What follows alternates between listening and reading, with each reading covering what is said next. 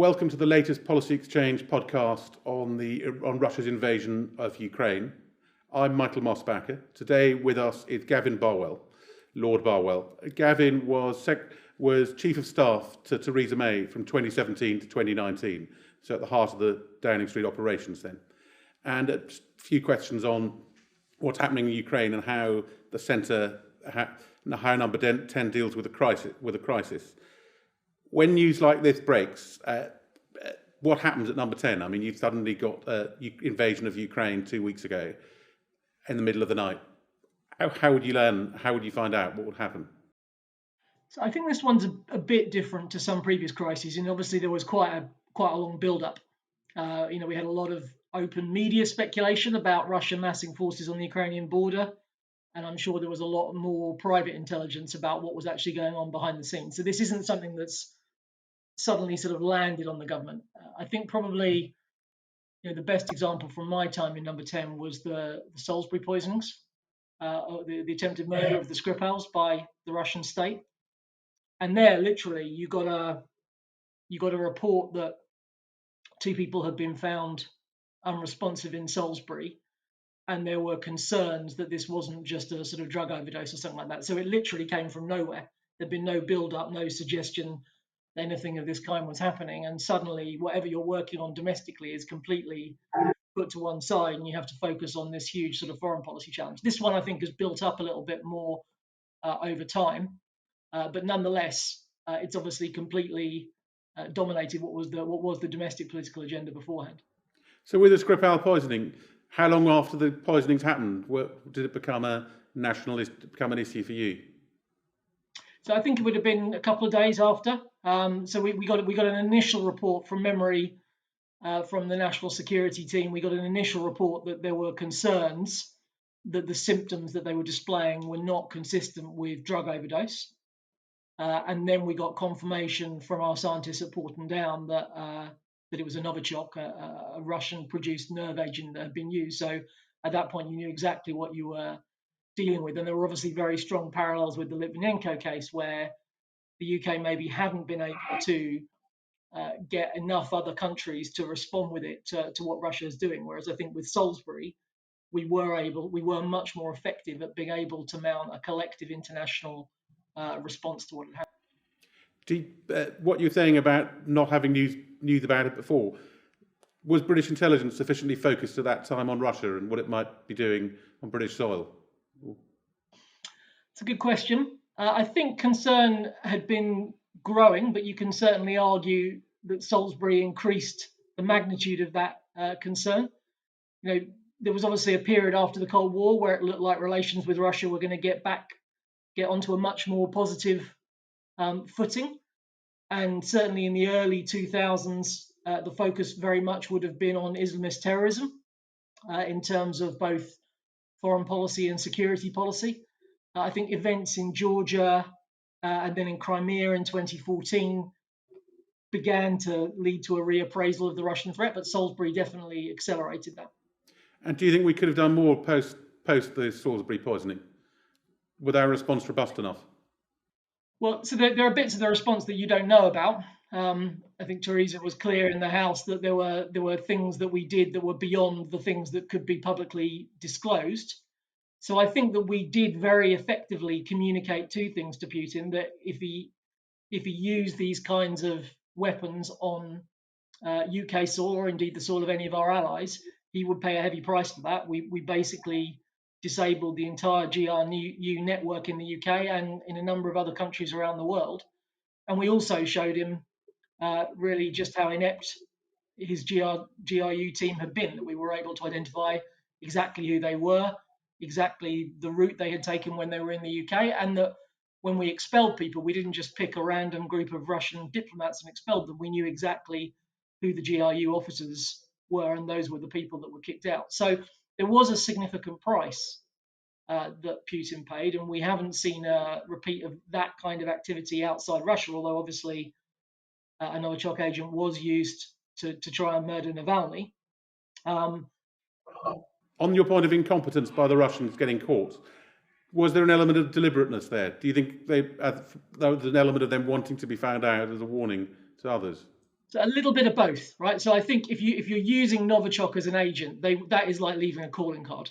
So you absolutely want both other states to be aware that you have this capability and that you're willing to use it, and you want the dissidents, the people who are living in fear maybe of your security services, to be aware of what you were doing.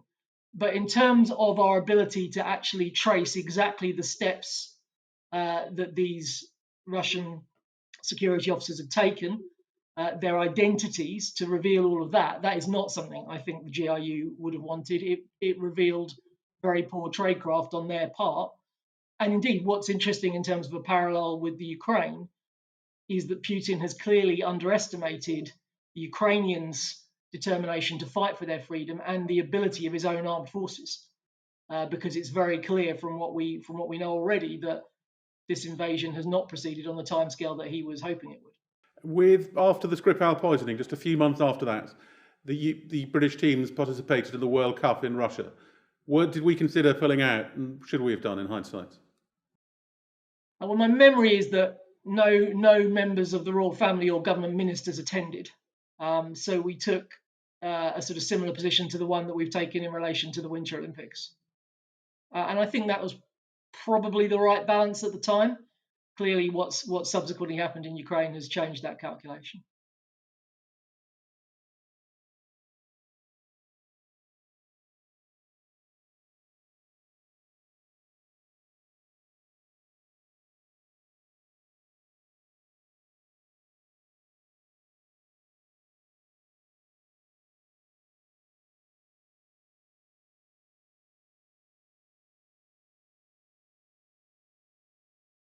I don't think so. No, I think that we made a terrible mistake earlier on in the Civil War when we didn't enforce the red line when chemical weapons were first used.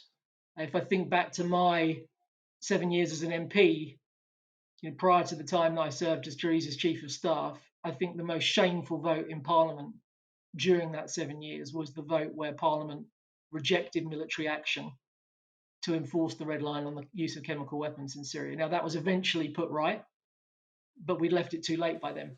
And that vote had a knock-on effect on the US, didn't it? Which then also didn't take action. Yeah, so I think Obama could have acted unilaterally, but clearly it would have been much easier for him if there had been a wider coalition of countries involved. But I think if you look at the way the Syrian civil war has turned out, it was a shameful derogation of our duty that we didn't intervene earlier on when chemical weapons were first used. And it also speaks to the calculation that Putin has clearly got wrong in the run-up to the Ukraine war, where he's looked at how we responded to Georgia in 2008, to Crimea in 2014, and to what he was doing in Syria, and concluded that we might slap on a few sanctions, but ultimately he would get away with what he's just done. From what you've just said, there's now obviously talk of Russia using chemical weapons in Ukraine. If that happens, with a power like Russia, what do you think should we do? So I'm afraid I think it is very difficult for us to intervene militarily in Ukraine. I think if you go down that route, we're looking at a third world war. I mean, so the arguments are very similar in relation to the case that people are putting for implementing a no-fly zone. So I think all that we can do is look at every measure short of military intervention to try and ensure that ultimately Putin doesn't succeed in what he's trying to do in Ukraine. So where can we go further in terms of economic sanctions? I'm very impressed with the work that Secretary of State Blinken and National Security Advisor Jake Sullivan are doing in terms of just the pragmatism they're showing in foreign policy. They are absolutely prioritizing assembling the widest possible coalition against Russia and securing alternative sources of energy in order to maximize economic pressure on Russia. And so on Saudi Arabia, on Venezuela, and a number of other areas, you're seeing them demonstrating a little bit of pragmatism, rowing back on positions that they took in the early days of the administration, because they see that the really big picture for the world's democracies at the moment is making sure that Putin doesn't succeed in what he is attempting to do. So I'm afraid, I fear that even if he were to use weapons of mass destruction, that you're ultimately going to try and ensure that there's some way of bringing him to justice. But I don't see NATO intervening militarily in Ukraine. Okay, yeah, that's why it's quite different from the Syria situation, because it wasn't a nuclear power base. Correct. Yeah. Correct. But even look, I think I'm safe to say this at this point of distance, but it may be of interest to the people listening to this. Even in Syria, when we intervened, a few hours before we struck, the US contacted the Russians and let them know the targets to make sure that there weren't any Russian personnel at those sites. So even when we were using military force in Syria, we did so in a way that made sure the Syrians couldn't move the kit that we were trying to destroy, but very much with an eye to making sure there were no Russian casualties on the ground, to avoid any escalation, essentially. So that caution about making sure that the horrible events that we're witnessing on our TV screens don't escalate into something even worse, I think still applies in this situation as it did in Syria. When you were at number 10, was a scenario like the current one planned for us all? I mean, was the idea that Russia might invade a non-NATO country? Yeah, I mean, I'm sure that the national security infrastructure looked at that. There were obviously discussions at the National Security Council. I have to be a little bit careful about what I say in answer to that question. But obviously, there was a constant assessment of the threat that Russia posed. And if you look at the recent integrated review that the Johnson government has published after I left number 10, that was very clear that Russia posed the greatest direct threat to UK national security. Moving on to sanctions and the British role, Russian oligarchs, I mean, the wealthy Russians settling in London and their influence, were that taken seriously enough when you were in number 10, the potential security issues? No, I think with hindsight, anybody involved in government over the last few years would have to acknowledge that we haven't got that right. And I'd like to see the current government go further than it is. I think if you look at the sanctions on Russian banks, the removal from SWIFT, the provision of arms to Ukraine, the UK can be really proud that it's played a leading role in driving the international coalition in the right direction. But I think on sanctioning oligarchs and on refugees, we've not done so well. And I know that the government itself kind of acknowledges that and is determined to make further progress over coming days. But I think there is more we can do to put pressure on. What would you like us to do at the moment? What do you think would work? If you compare the number of individuals and entities that have been sanctioned by the EU, say, or the US compared with the UK, they're just higher numbers of individuals.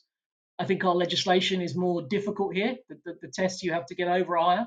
So there's some policy work the government has to do there. But ultimately, I think we need to widen the net in terms of the pressure that we're putting on the regime. Do you think the Tories have been foolish in some of the donations they've accepted from Russian figures in London? Or do you think it was a mistake, some of the monies that were received?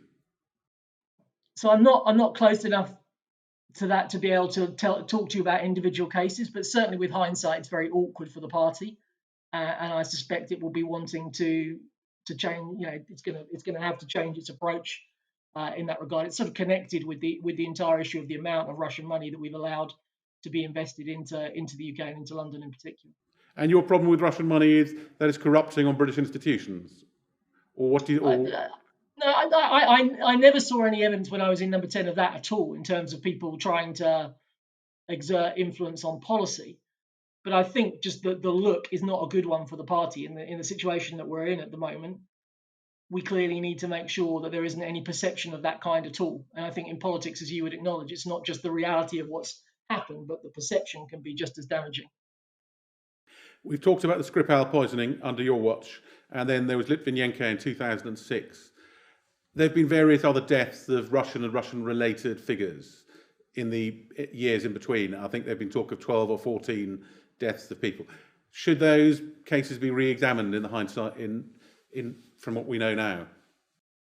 Well, I don't think we can allow what's happened in Ukraine to say that. The question is whether there's any actual evidence in any of the cases that would lead to them being reopened. So clearly, if anyone has any evidence that has not been considered by the authorities, then there's a case for looking at things again. But look, we know what the policy of the Russian state was. It's very clear. It's been approved by the Russian parliament. That there is a willingness to take action outside the boundaries of Russia against enemies of the regime. So, there is one question about whether in specific instances you can prove that a suspicious death was due to that or not. But we certainly know in relation to the attempted murder of the Skripals that Russia undertakes such activity, and indeed it's been politically sanctioned. Thank you. That was a very interesting conversation. Thanks for listening to another Policy Exchange podcast on Russia's invasion of Ukraine. There'll be more to come. Thanks.